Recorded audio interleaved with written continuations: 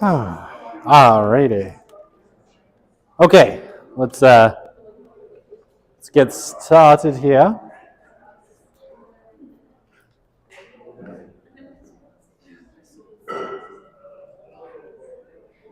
Alrighty. So, a couple quick things before I get started. So first one being, obviously the term is sort of running out. So if you're motivated to come and see your second midterm, right, or talk to me about anything, we should do that soon. Again, like next Tuesday, I'll be in the office like between 9:30 and 10 o'clock, and 3:30. So you can come in anytime in there. You don't need an appointment. Just stop by and we can have a quick look at your exam. If you didn't look at the first one, I feel like that's too dark. There, that's better. If you didn't have a look at the first one, you still want to go over it, do let me know, and we can do that or actually you don't need to let me know, just stop by and we can look at anything you want to look at. Obviously, Friday, there's no class, right? It's Good Friday.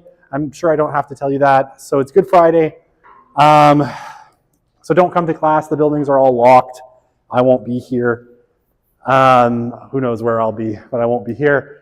And Monday as well, Easter Monday, there's no class. So I won't see you all again until next Wednesday, at which point I think we have 5 lectures left and then we're done. It's over. So, time to make a mile. All right, we were talking about education. We don't need no education. We don't need no questions either. Okay.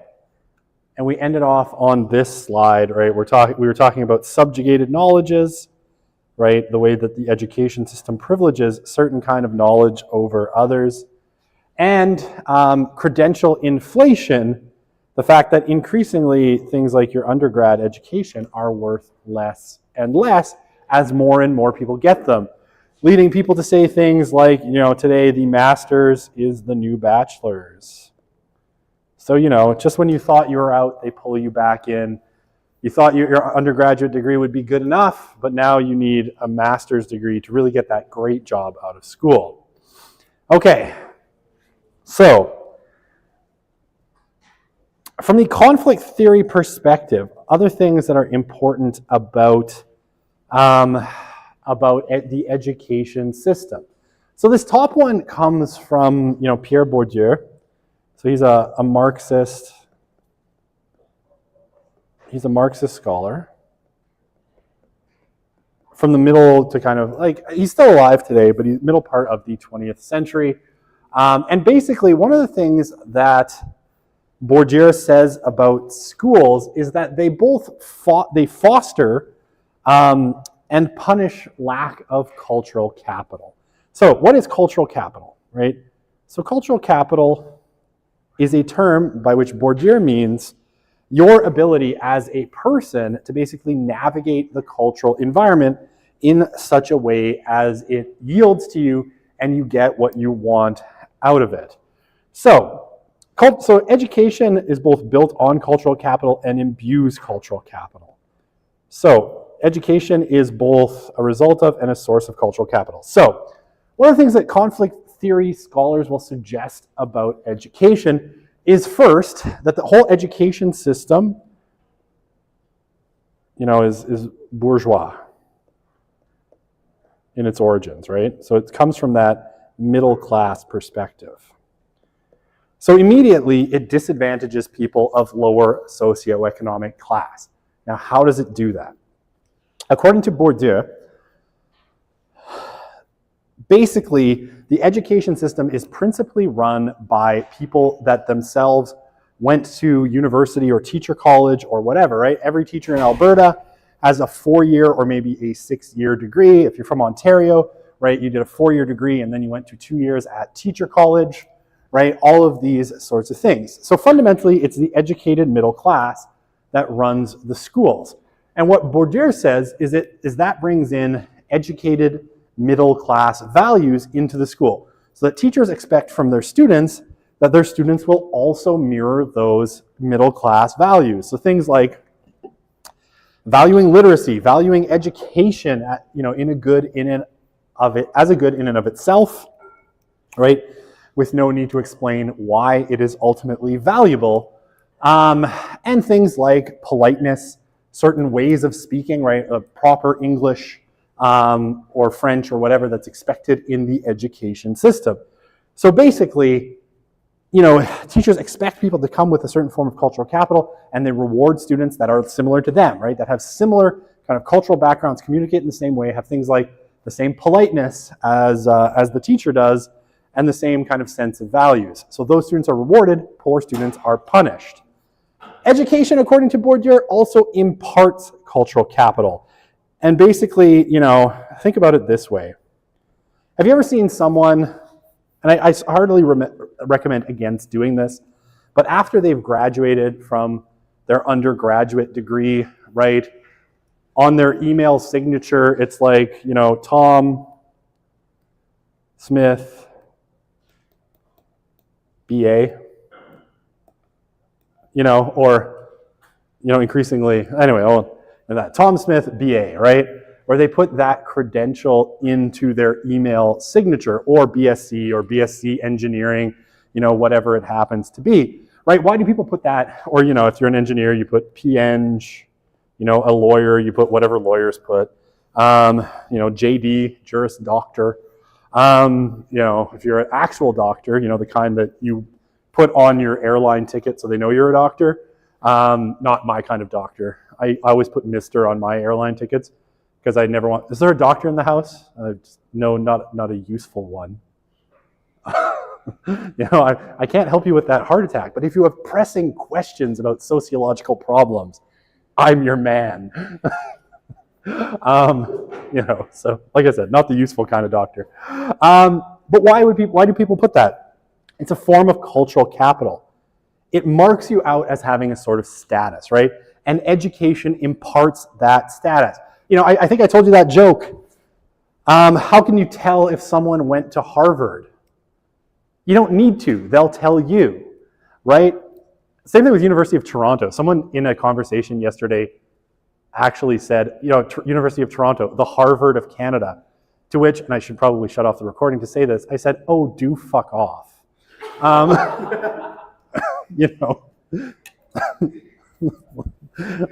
was, not my most polite outburst. The Harvard of Canada, right? But why does it matter that they went to University of Toronto, and why are they advertising that? Because it's a form of cultural capital. The reason people who went to Harvard are so absolutely obnoxious about it is because it's a form of cultural capital. It marks you out as being in a higher class, and it opens doors, right? And that's what Bourdieu is saying. Certain forms of cultural capital open certain doors to you in life. Going to University of Toronto, the Harvard of Canada, I could barely hide my open scorn for this concept. University of Toronto is fine, but it has two disadvantages. One, it's pretentious and shouldn't be, and two, it's in Toronto. Being a major disadvantage for me. If it was in Montreal, I'd get it, whatever. Anyway, right, you get certain status out of education, and that status sometimes is propagated over generations, right?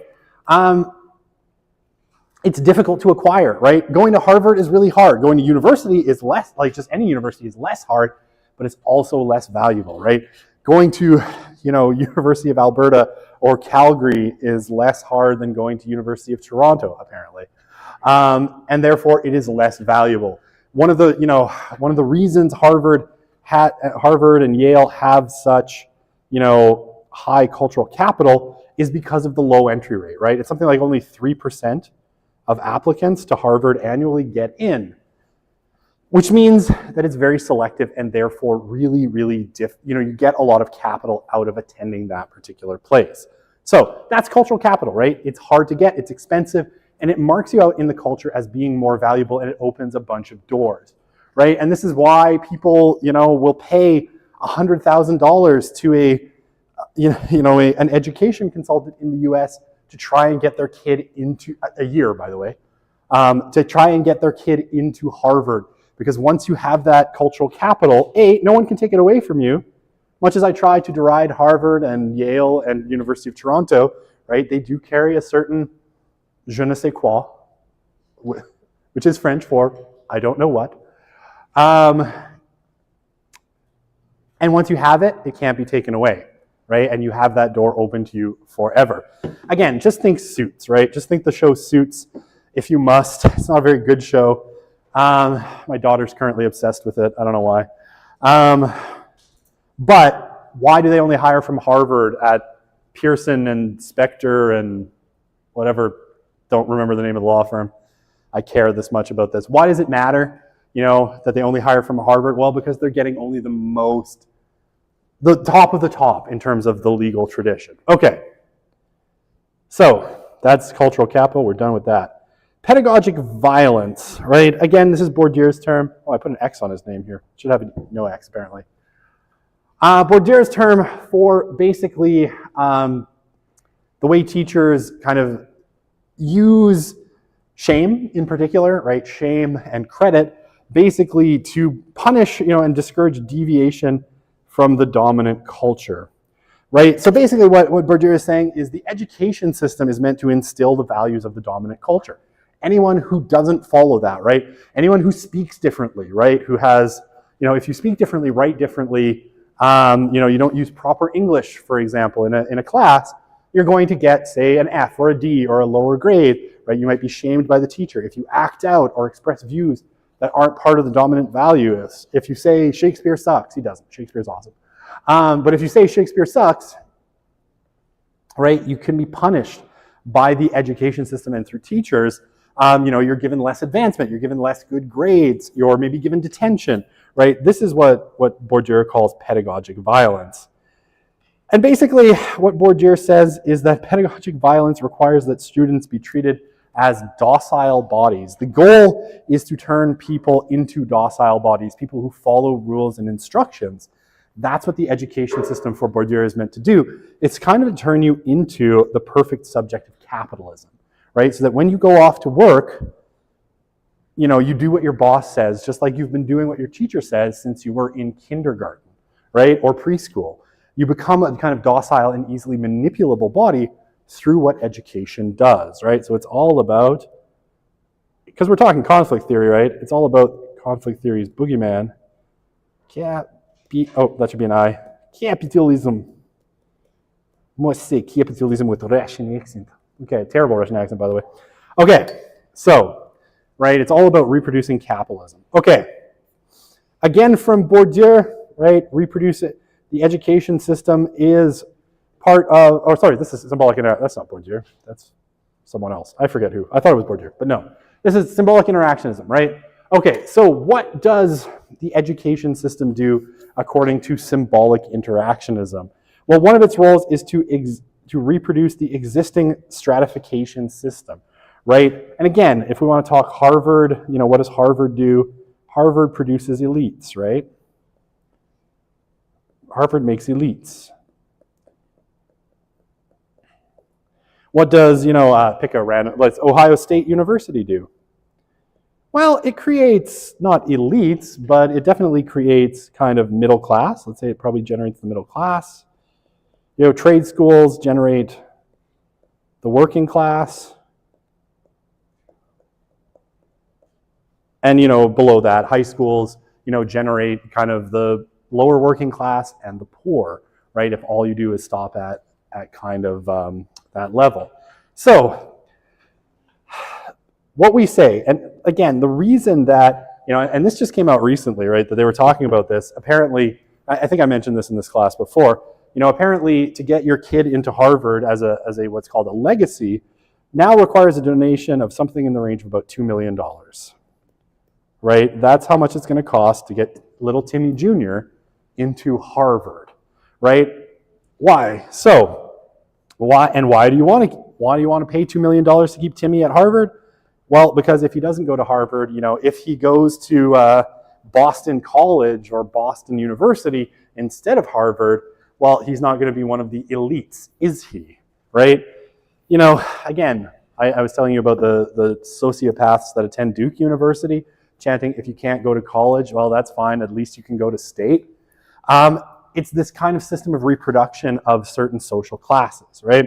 So it costs you $2 million or $100K a year from the time your kid is 9 until they're 18 of an education consultant to get them into Harvard, Yale, Princeton, Brown, University of Pennsylvania, right, the Ivy League schools. So basically what symbolic interactionists say is that people will work really hard, and there is a social process that ensures that your offspring tend to enter a rank or class similar or identical to your parents, right? People work really hard, and the whole system is set up so that your kids will be similar or higher in social rank than you. And the whole education system kind of plays into this, especially in places like the US,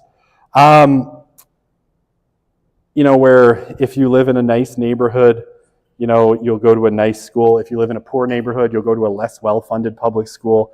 And the system has been set up. You have things like white flight, where, basically when, people of color moved into certain neighborhoods, white people moved out to the suburbs or to neighborhoods that were more homogenous, basically so they didn't have to mix with people, took all their resources with them, and basically continued transferring those advantages to their kids, and black and children and other people of color were left in less good public schools, right? This is a sort of argument.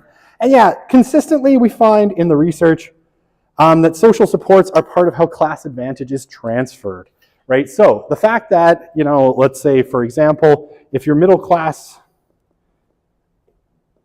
in general, you come from an intact family, right? And if you're poor, you're either in a single-parent family, a divorced family of some kind, right? You're less likely to be from an intact family. That means you have less social supports, less resources with which to help you get ahead, right? Your parents here will have more money to pay for tutors and extra programs and all of those things that look good on a college application in the States. And if you're from a poor single parent family, you have less of those things, you have less social supports, your parents spend less time with you, and all of that fun stuff. Okay. I broke my pen on Wednesday, I dropped it, but thankfully Amazon provided me with a new pen, otherwise you would have been left without my constant writing on the slides. Aren't you sad? Or happy that Amazon's quick with deliveries? Okay, so the hidden curriculum. So this is a term that's often used. Again, you sometimes see it in both symbolic interactionism and conflict theory. You see this idea of the hidden curriculum.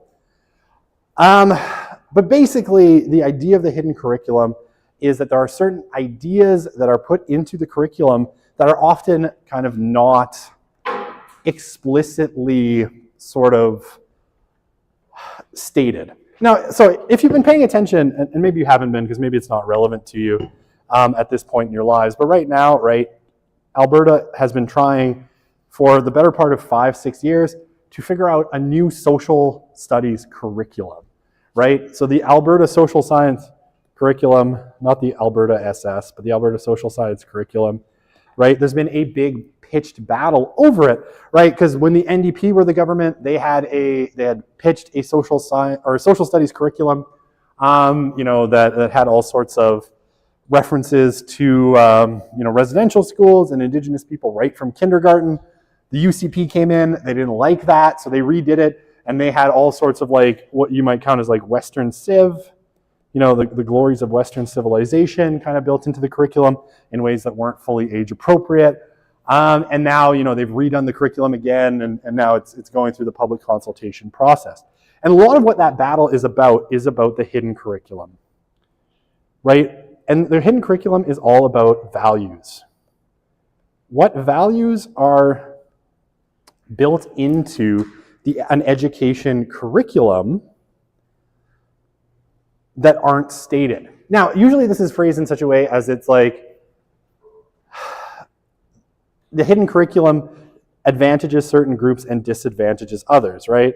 So it might advantage white people and disadvantage black people or BIPOC people.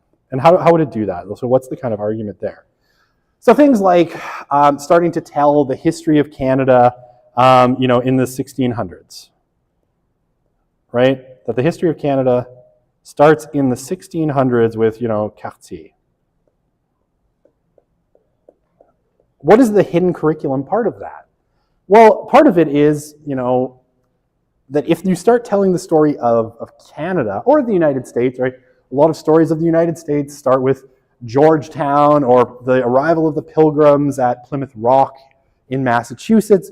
What does that story ultimately say to, say, an Indigenous person? Well, the argument from symbolic interactionists and conflict theory scholars has been that it says to Indigenous people, your history doesn't matter, right? It says to them that we're going to start telling, the history of Canada when we got here, because that's all that's really important, right? It's all Eurocentric, is another way of putting it. It's Eurocentric. So, the history of Canada, right, is a Eurocentric history, and Indigenous people don't matter in that history. That's the hidden curriculum. So, the argument is, then Indigenous people tune out a lot of the curriculum because they're like, well, this isn't reflective of me. This doesn't cover the history of my people or our values or the ways that Canada disadvantaged us in major ways. It just says you don't matter. So they tune out. The same thing with, happens in the United States with Indigenous people and with Black people in particular. If the history of slavery isn't told fully, right, or it's kind of a footnote in American history, Black people can feel disadvantaged by that, and they can feel like their history and their culture, their struggles aren't represented. Instead, what you get is kind of dominant white values, right? The same thing with the complaint that literature is all dead white men, right? That you get Shakespeare and Hemingway and who's the Paradise Lost guy? I can't remember his name. John Milton, right? That these are the people that we read in literature class, or even like recently, was it in Alberta or somewhere else in Canada? A bunch of school boards took out a book called To Kill a Mockingbird by a white author named Harper Lee, right? Which has always been held up as this beautiful picture of the South and the unfairness of Southern culture in the U.S. to Blacks, but it was written by a white woman. So again, it's like this is a white person talking about Black people, and should we find something that's more authentic to Black people talking about their own experience? When we say that the best book about Black people and segregation in the South is written by a white person, are we just saying that white people's voices matter more? And that's sort of the argument that gets made, right, about the hidden curriculum. You see this for women as well, right? Leonard Sachs talks about this with, say, physics education. So physics, right? That a lot of the ways that physics has traditionally been taught in schools, starts with, two cars racing around a racetrack at this speed, or two football players running at each other. They collide, one weighs, I don't know, how much do football players weigh? 280 pounds. I have no idea.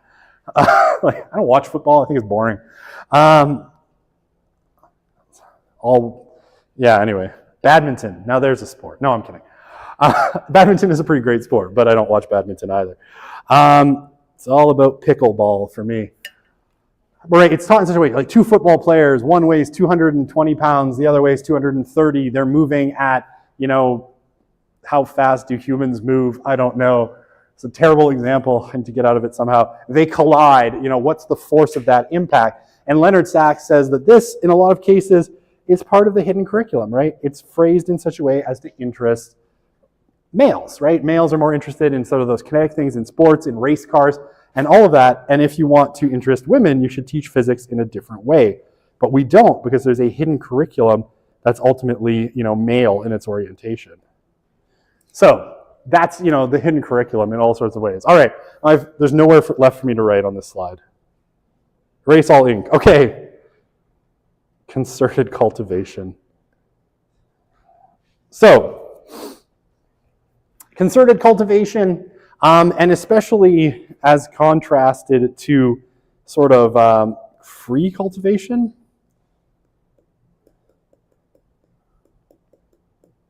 So concerted cultivation, basically symbolic interactionists arguing, That's so loud. This room is so echoey.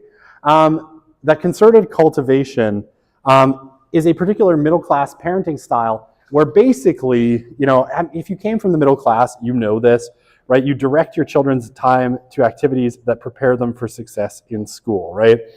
So middle-class parents are more likely to put their kids in music, in sport, in sports, in things that interest them, in art, in tutoring in math and science programs, right? Maybe during spring break, you send your kid off to a day camp for coding or something like that. Middle-class families have the resources to cultivate their children and prepare them for success.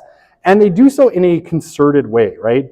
Essentially, the idea is middle-class parents sort of have a loose plan, whereas working-class and lower-class families tend not to have this because they lack the resources to do so, right? They don't have the extra financial capital and time. And again, sometimes this is because middle-class families are more likely to be intact. They have two parents, right? So it's easier for two parents to run kids to activities. It's easier for two parents to pay for activities because they have more actual money. Whereas working-class and lower-class families tend more towards letting children do whatever, not do whatever they want. They structure their time less. They give them less kind of direct cultivation. And so they don't benefit. And by the time, so this is sort of, if you've ever heard of Malcolm Gladwell's book, The Outliers, really interesting book, Outliers, Gladwell.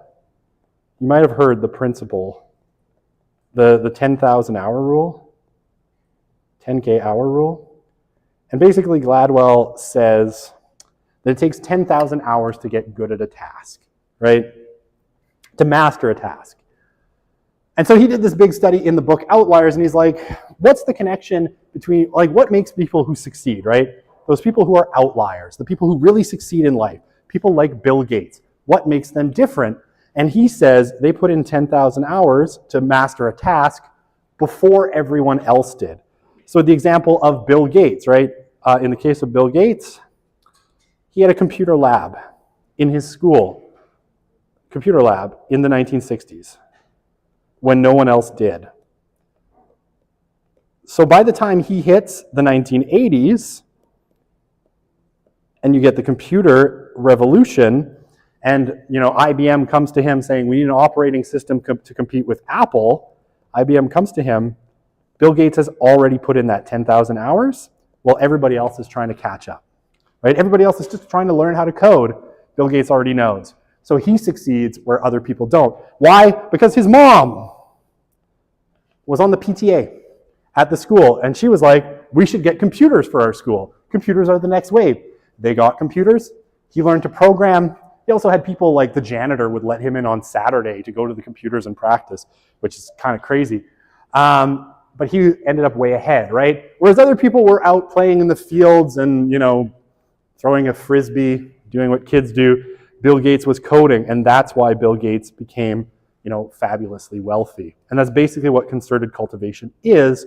You get your 10,000 hours before everyone else, if you're especially before the poor or working class, if you're from that middle class background. Wow, I have no question slides in here at all. I'm bad at my job. I'm sorry. We'll go back. Oh, he died in 2002. I thought he was still alive. Now I'm sad. Farewell, Pierre Bourdieu. Actually, I hate Bourdieu. I hate reading him. So never mind, I'm happy he's dead. He was a pain to read. Okay. I thought he was still alive, though. That's cool. I love dead French Marxists the best. Okay. Natural growth, right? Natural growth is the other one. Sorry. I said free cultivation, but it's natural growth. Parenting in working in lower class tends towards natural growth, which is less structured, more, left to their own devices, except when parents demand obedience to authority, right? I remember I had a friend. I know, I tell you about my friends and they're all messed up. This particular friend sadly died of a fentanyl overdose about 8 years ago. So he had a rough life. But this was his kid, right? So I remember he would invite me over for, just to hang out on Friday nights. And his wife and all their friends would have what they called Beer Friday, where they would get drunk a lot. It was never quite my thing. But I remember, this weird thing where their kids would roam free until like 3 a.m. and eventually put themselves to bed. And I was like, man, that would never fly in my house. And if that ever happened with my parents, my dad would have clocked me upside the head till I was unconscious and thrown me in bed. Like, you will go to bed now, or I will make you. Okay. Now my dad is like a foot shorter than I am, so take that, Dad. He's shrinking as he gets old. Okay, so how is inequality, that's natural growth, right? Kids are left to their own devices. All right, so how does testing and tracking play in, right? So basically, testing and tracking, they say, maintain social inequalities. Now, this is actually, I think, a really contested point, because there is, an argument to be made in the US especially, that the SATs tended to be a great equalizer, right? Because it's just, the SAT is an aptitude test, and so sometimes you had people scoring really, really high on the SAT that were getting kind of middle to low grades, and they got into better colleges than their grades would have allowed based on SAT scores. But the argument around testing and tracking has always been, that testing and tracking has a lot of the hidden curriculum in it, right? It asks things about a curriculum that might be alienating to BIPOC students or non-white students, non-middle class students. So it has the hidden curriculum built into it, right? When you do something like an IQ test or the SATs, right? Things like, African Americans or black people in the US tend to score worse on IQ tests in general, has led to, accusations that the IQ test is culturally biased, right? So testing and tracking can do that. It's also sometimes, IQ tests sort students who are stratified based on test scores, right? So you might end up in the more advanced class, the AP or IB class, based on your test scores, and someone else who's quite intelligent might be shunted into a, applied math based on their test scores. So the accusation is that often results are due to classrooms that are stratified by socioeconomic status as well, right? These tests are culturally biased. Now again, there are people who have pushed back against this in kind of interesting ways. What's his name? Thomas Sowell, really interesting African-American thinker. I'm pretty sure Sowell is still alive. Someone can correct me on that if I'm wrong. Sorry, that's an L. Thomas Sowell, has argued that actually these tests and the way that they stratify people is actually really beneficial, especially the SAT, because Sowell has argued that one of the problems with say like DEI and program, or I guess they called it affirmative action, that let say students from ethnic minorities with lower SAT scores into places like Harvard, Yale, MIT, is that they didn't do as well. And if they'd gone to like a middle-ranked state school, they would have been in the top 1%. If they go to like MIT and Harvard, they're in like the lowest 10%. So there's some debate as to this. And Sowell's books are really interesting, and they're worth a read. He's a very, very heterodox thinker. And people really don't like him for that reason, but he makes some really, really interesting arguments. Okay, how am I doing wow, I'm doing so good. I'm gonna go back and see, is Thomas Sowell still alive? No one has commented, so he must be. Okay. When it comes to most sociologists, though, outside of someone like Thomas Sowell, who's really more of an economist, most sociologists believe that IQ reflects social standing more than actual intelligence in a lot of cases, because depending on how the questions are asked, they might, be more about proficiency with a cultural system. And so the argument is that BIPOC people have less proficiency with white cultural systems. So these tests perpetuate, so BIPOC versus white. I don't want to set it up that way, but let's do it anyway. That basically these systems force them either to, become proficient with these cultural systems or punish them for not being proficient with them. So IQ tests results are turn on a combination of two factors according to a lot of sociologists. And again, I actually know a lot of psychologists who disagree with this. And a lot of psychologists who actually think IQ tests are a pretty good measure. So here's one where I won't deride psychology for being super dumb, although it is. So I guess I just did. But a lot of psychologists disagree with this notion and actually think IQ is a really useful measure. Among them is the much derided Jordan Peterson, who actually really likes IQ tests, whatever you think of him. I know he really likes IQ tests as a measure. So I read his book. Actually, I read 3 of his books. One of them was, I think, mostly about cleaning your room. Seemed commonsensical, but it was nice, I guess. Okay, so how effectively an individual absorbs their environment is one of the factors, and how closely his or her environment reflects what the test includes. Again, this is all an argument about the hidden curriculum, right? And so, sometimes, especially black scholars will argue that IQ tests really are tests based on whiteness, right? And they perpetuate a system of whiteness. So, that's that. Okay. Okay. Oh, how am I doing? I have no idea how many slides are left, by the way. So, we got 10 minutes. Maybe we can finish education today and start on something really fun after the break. So, we get back to this idea, right? We talked about it. We talked about socialization of the self-fulfilling prophecy. So, this is where your expectation affects how you prepare and what you do in ways, right? You don't expect that you're going to do well on a test, so you don't study, you do bad. All right, so when it comes to, how education can reproduce inequality, right? So if you believe that you're not good at school, right, for whatever reason, it can... Something dragged by. Okay, probably your tuition money in a sack going that way.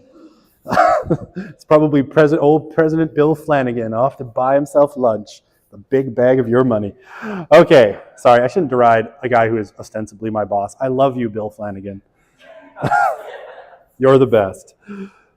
You deserve that $1,000 bottle of wine more than anyone I know. Okay, on to the next thing. Oh, I'm cynical and sarcastic and cynical and sarcastic. Okay, so things like teachers' expectations, right? Especially of different groups, right? And sometimes you get what some black scholars have called, the exhausted cynic, right? When educating students of color or students from disadvantaged groups. But if a teacher, for instance, thinks that the group of kids that they're teaching is less capable, they don't invest as much energy in them, they don't try as hard, they just kind of write those people off, those students might actually feel rejected by the teacher, and may actually come to, reject school education and these sorts of things, right? And there are documented cases, and there's lots of research on phenomena where, people of different racial communities deride members of their own community that like school, like being educated, as sort of forms of race traitors, right? That basically, what is it? I remember reading about indigenous people that would deride other indigenous people who enjoyed school as apples, right? They're red on the outside, red skin, and white on the inside. That they're kind of interpolating that whiteness. So you can come to kind of, because you don't think the education system is for you and your group, you reject that system, right? And you create then, because education is so important to getting ahead, you create them circumstances where you fail in the system. You predict that you're not going to do well in school because you're of this minority and the system is stacked against you, so you don't do well, right? And you actually penalize those who try. Eventually some reject academic achievement as a goal, and we see this in certain, ethnic and racial communities, not everywhere, but people who think that school just isn't for us, right? Because it doesn't reflect us. And again, often it's because they think it reflects a form of whiteness, right? That it's white people who created it, and it's for white people.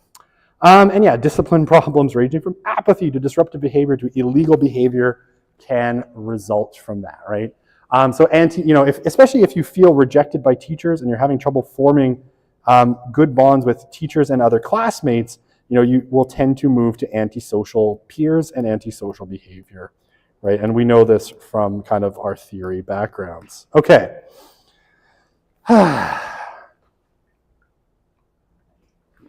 So, the feminist perspective. All right, so we're back, I think, kind of in conflict theory, right? So let's say this is conflict feminism for the record, right? Okay, women currently receive, more than 60% of university degrees awarded annually, right? And that number is going up. The number of men in university programs is going down. In some like liberal arts colleges in the US, right, it's for every 3 men, there's 7 women in programs. So that skew depends on where you are. I think U of A is about 60-40. So 40% male, 60% female. And if you get into the arts and social sciences, right, then you're looking at about 80% female in those programs, 20% male. If you go to engineering, it's about 70% male, 30% female. So women, yeah, exceed men in years of completed schooling. However, men remain more likely to complete programs with higher pay, especially in the dreaded STEM fields, right? Which is science, technology, engineering, and math. Women tend to go into teaching, nursing, and social work. Those are the 3 big fields for women.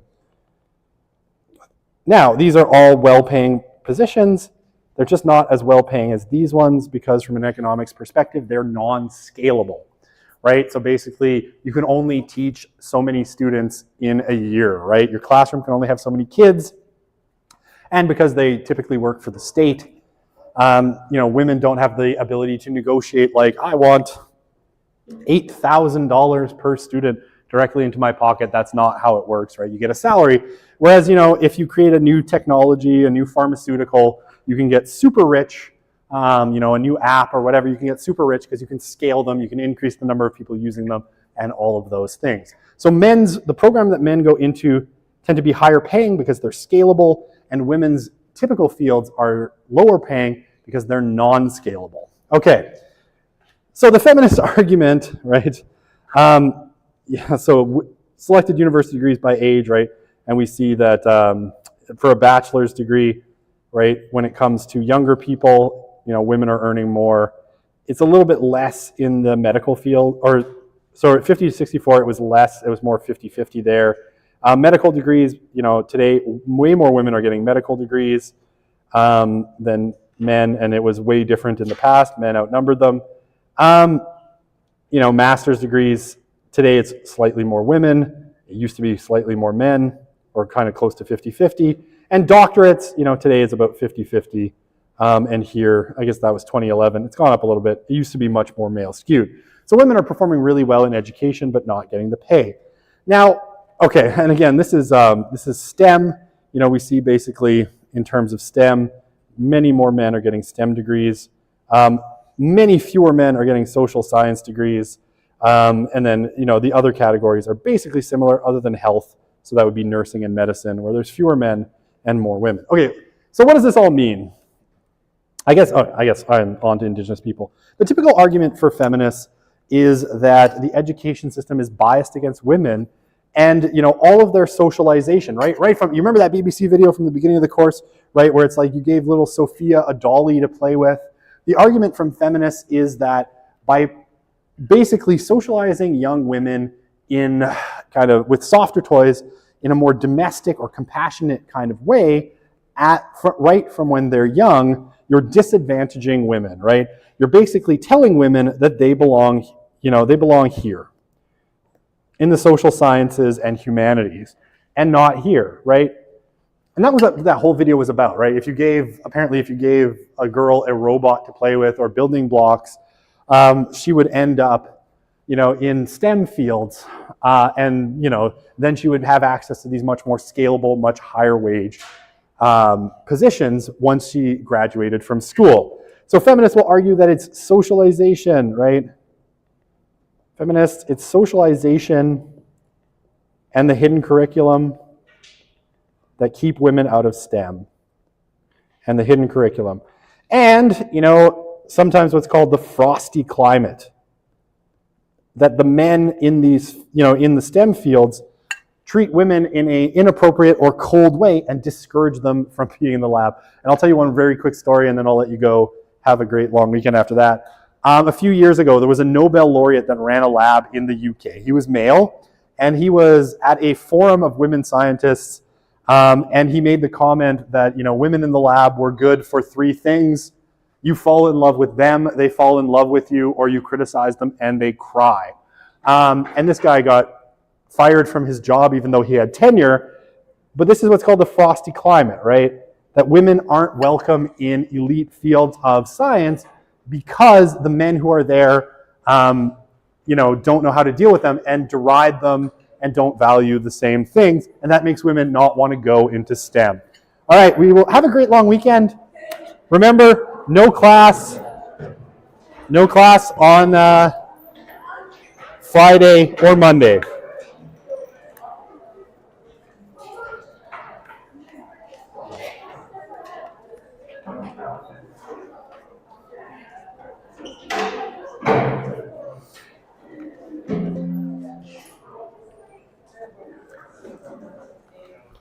Hi there. I was a question.